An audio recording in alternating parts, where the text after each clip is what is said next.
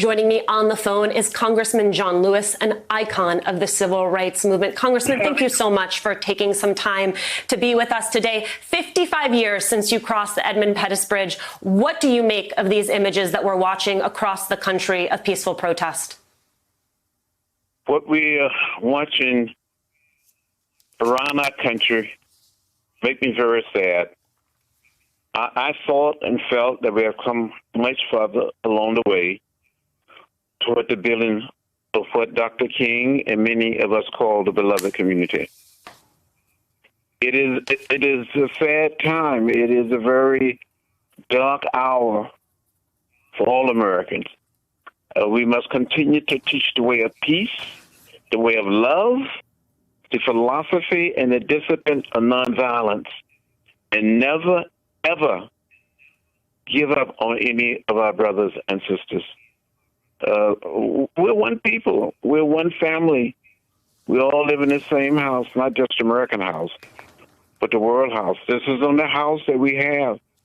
If we cannot save this house for our children and their children, there would not be any place for any of us to live or to survive.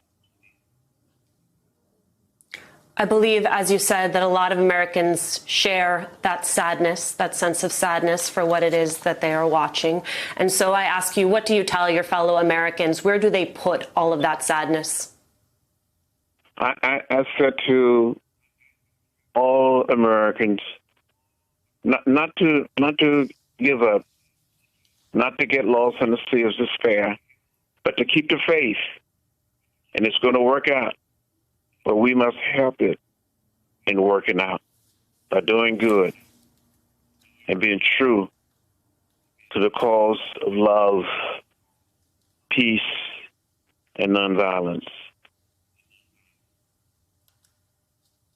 Congressman, I wonder what you make of what we have heard both from the governor of Minnesota, also earlier today from AG Bill Barr, about the possibility of outside extremist groups infiltrating these protests. What role do you believe that they are playing? What more do we need to know? I'm not one who's quick to say that that troublemakers are bringing this all about.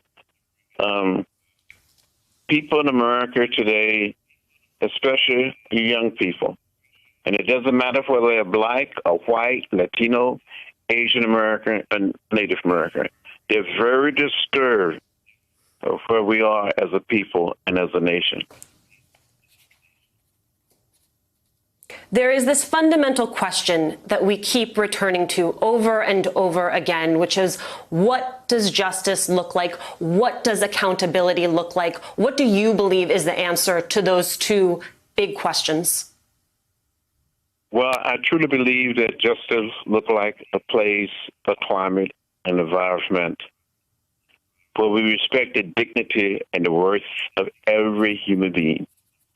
And we never, ever put down a fellow human being because of race, a color, a background.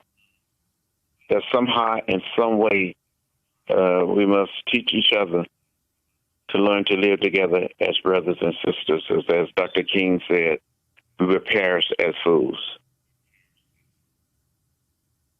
Congressman, there are those who look at these images and say the only answer is to turn up, turn out, to vote. And then there are others who say that is simply too facile a strategy. That is not actually how you reach equality in a society like ours. These protests are happening against the backdrop of a global pandemic. They're happening against the backdrop of a presidential election that is happening in less than 6 months.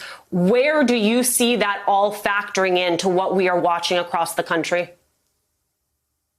At this moment, this junction in our struggle and in our history, I see the most powerful thing that we can do is on Election Day, literally run to the polls and vote like we never voted before. All right. Congressman John Lewis, thank you. Hey there, I'm Chris Hayes from MSNBC. Thanks for watching MSNBC on YouTube. If you want to keep up to date with the videos we're putting out, you can click subscribe just below me or click over on this list to see lots of other great videos.